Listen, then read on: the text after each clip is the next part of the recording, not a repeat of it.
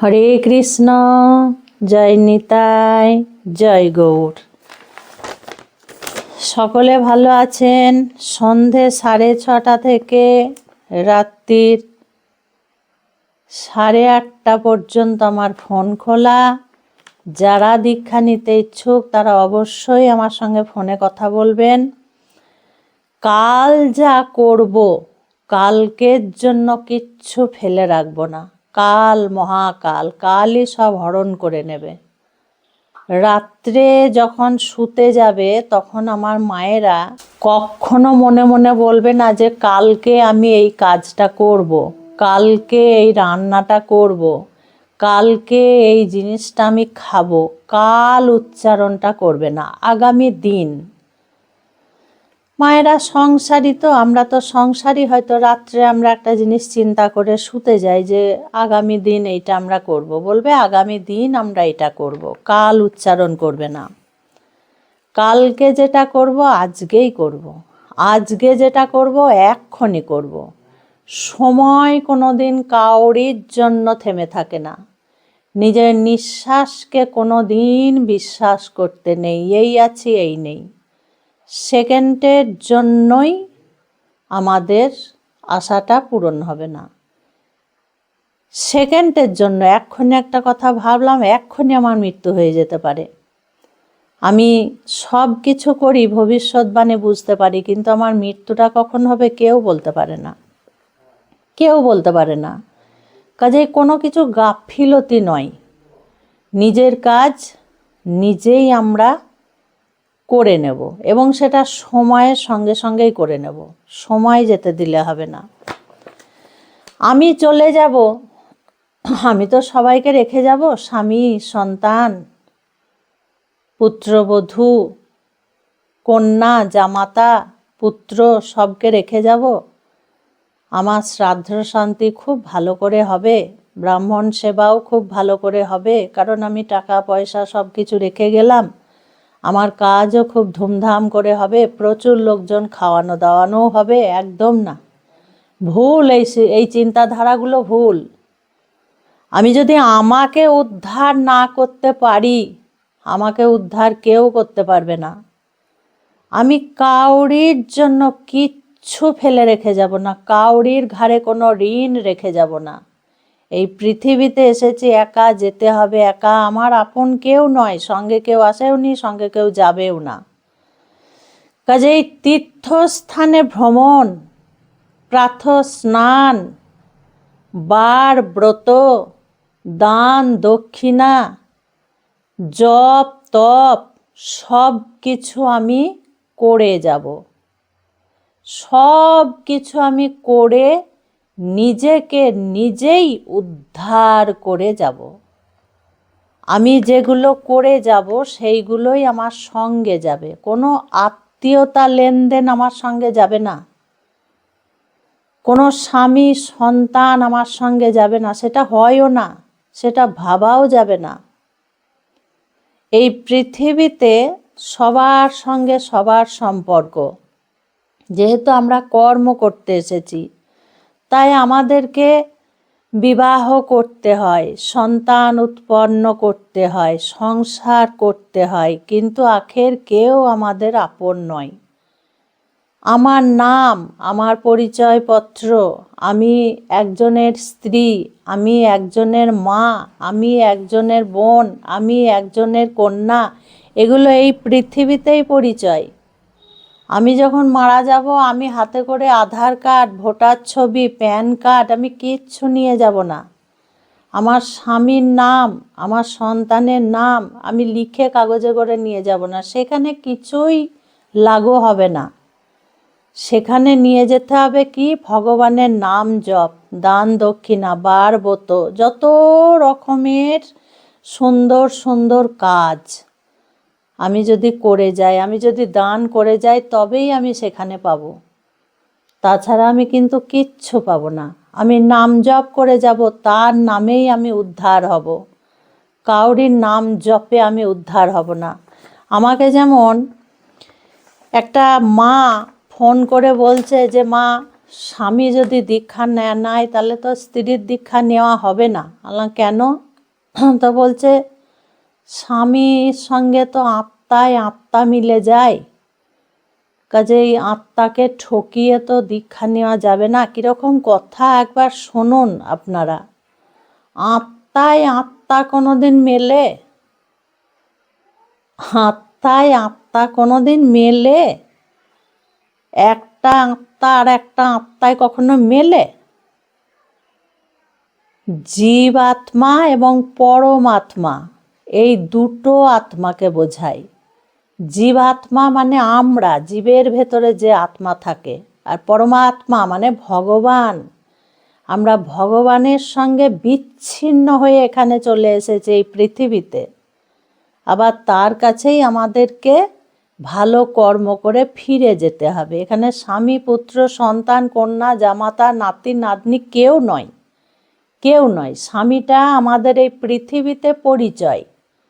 আমাদের কর্তব্যের মধ্যে পড়ে স্বামী সেবা, পুত্র সেবা, কন্যা সেবা, তাদেরকে মানুষ করা, সমাজে সবকে ভালোবাসা, এগুলো আমাদের কর্তব্যের মধ্যে পড়ে, এগুলো কর্মের মধ্যে পড়ে, এইগুলোই আমাদের কর্ম।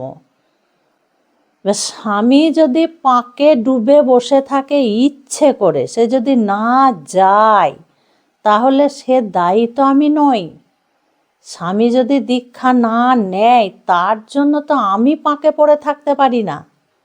কারণ স্বামী তো আমার সঙ্গে যাবে না সেখানে গোবিন্দর কাছে। মৃত্যু হয়ে গেলে তো স্বামী আমার সঙ্গে যাবে না, সেই সিস্টেমই তো নেই।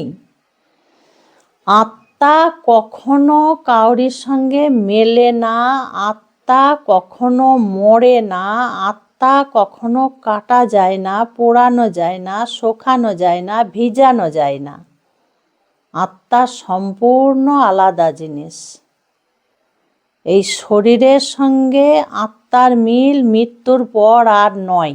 এই শরীরটাকে এখানেই, যেমন শরীরটা জন্ম হয় তেমনি এখানেই তাকে দাহ করে পুড়িয়ে দেওয়া হয়, আর আত্মা তখন চলে যায়। তো বিশেষ বিশেষ কথাগুলো শুনে এত হাসি পায় আর এত আমার অবাক লাগে যে এরা এত মানে এখনো জগতে আছে, এদেরকে বোঝানো বড় মুশকিল। তো যাই হোক, আগামী সময়ের জন্য আমাদেরকেই ভালো কর্ম করে যেতে হবে। সেই কর্মের দ্বারাই যেন আমরা ঠিকভাবে চলে যাই। কে কি করছে, কে কোথায় যাচ্ছে, এগুলোর কোনো মানে হয় না। প্রতিদিন যদি না হয়, তাহলে প্রত্যেক সোমবারে সোমবারে ঘটি করে জল নিয়ে শিবকে অভিষেক করবেন এবং সেই শিবকে প্রত্যেক দিন সোমবারে সোমবারে স্মরণ করবেন এবং ওম নমঃ শিবায় জপ করবেন। বোঝা গেল? মৃত্যুর সময় আমাদের যখন মৃত্যু হয় না, তখন 20,000 বিচ্ছে যেমন কামড়ালে যে যন্ত্রণা ভোগ করতে হয়, সেই যন্ত্রণা আমাদেরকে ভোগ করতে হয়। এটা শাস্ত্রতে দেওয়া আছে। আর মৃত্যুর সময় 20,000 বিছের কামড়ানো সহ্য করতে হয়, আর জন্মানোর সময় 10,000 বিছে কামড়ালে যে যন্ত্রণা হয় সেই যন্ত্রণা সহ্য করতে হয়। তো ভোলেনাথকে যদি আমরা অভিষেক করি, ভোলেনাথকে যদি আমরা বেলপাতা দিই, ফুল দিয়ে সাজাই প্রত্যেক সোমবারে সোমবারে বা প্রতিদিন, তাহলে মৃত্যুর সময় ওই সামান্য পায়ে কাঁটা ফুটলে যেটুকু যন্ত্রণা হয়, সেই যন্ত্রণাটুকুই হয়, তার বাইরে কিছু হয় না। এটা শিবপুরাণে আমরা পাই। তো শিবকে পুজো করলে তাহলে কত বড় ফল একবার দেখুন। আর একটাই প্রার্থনা সবার কাছে, যে এই পৃথিবীতে যেন জন্ম নিয়ে আর না আসতে হয়, আমি যেন এই জন্মেই মুক্তি লাভ করতে পারি। বোঝা গেল? বৈষ্ণব কাদেরকে বলা হয়? আমি তিলক করলাম, আমি ড্রেস পোশাক পরলাম আর মালা জপ করলাম, তাকে কিন্তু বৈষ্ণব বলা যায় না। বৈষ্ণবের কিছু কিছু দায় দায়িত্ব থাকে, বেশ না পড়েও সেইগুলো পালন করলেও তাকে বৈষ্ণবী বলা হয়। সর্বপ্রথম বাড়িতে রুটি হলে সে যদি প্রত্যেক দিন গৌমাতাকে প্রথম রুটিটা খাওয়ায়, প্রথম কাজ তার প্রথম রুটিটা যদি খাওয়ায়, তারপরে কি বলছে, একাদশী ব্রত যে করে, তুলসী মহারানীকে সেবা যে করে, প্রত্যেক দিন নিত্য পুজোর সময় হাতে জল নিয়ে, গঙ্গার জল নিয়ে যে আচমন করে, এই 4টে কাজ যে ব্যক্তি প্রত্যেক দিন করে তাকেই বৈষ্ণব বলা হয়, তাকেই বৈষ্ণব বলা হয়। আর বৈষ্ণব রাজ তাকে মুক্তি দিয়ে দেন কোনো কষ্ট ছাড়াই। বৈষ্ণব রাজটাকে ভোলেনাথ, তিনি হচ্ছেন বৈষ্ণবদের রাজা বৈষ্ণবদের। ভোলেনাথকে বৈষ্ণব রাজ বলা হয়। তো পোশাক পরে ওই রাস্তা দিয়ে মালা জপ করতে করতে চলে গেলাম, আর আমি হিসাব নিকাশ, সুদের ব্যবসা, 4 জায়গায় বাড়ি, 4 জায়গায় গাড়ি, সংসারে আবদ্ধ, মাসে 10টা করে LIC, একদম পাকাপোক্তভাবে সংসার করছি, একটা করছি একটা করছি না, আর আমি সেজে গুজে বৈষ্ণব হয়ে বসে আছি। এটাকে বৈষ্ণব বলা যায় না। যে দিনরাত পয়সা চিন্তা করছে তাকে বৈষ্ণব বলা যায় না। বৈষ্ণব না হয়েও যে প্রত্যেক দিন নিয়ম করে এই 4টে কাজ করে, সেই বৈষ্ণব, সে পরম বৈষ্ণব, তাকেই বৈষ্ণব বলা যায়। আর ভোলেনাথ ঠিক এনাদেরকেই উদ্ধার করেন, এনাদেরকেই ভোলেনাথ উদ্ধার করেন। যারা অধিক বোঝে তারা ভগবানকে লাভ করতে পারে না, আর যারা কিছুই বোঝে না, একদম ভোলা, তারাই ভগবানকে লাভ করতে পারে। আর যারা ওই মাঝামাঝি থাকে, বুঝেও বোঝে না, দেখেও দেখে না, মেনেও মানে না, শুনেও শোনে না, নিজের চরকায় তেল দিয়েই যায়, তারা কোনোদিন ভগবানকে পায় না। শাস্ত্রতে অনেক বোকা ব্যক্তির পরিচয় আছে, অনেক, তারা কিন্তু ভগবানকে লাভ করেছে। আর যারা খুব যুক্তি, তর্ক, বুদ্ধি ফলায়, তারা কোনোদিনই ভগবানকে পায়নি। তারা স্বপ্নে একটা মন্দিরের দর্শনও পাবে না, এটা শিওর। খুব ভালো থাকবে, সুস্থ থাকবে, প্রত্যেকটা ভিডিও এইভাবে দেখতে থাকবে। আজকে আসছি।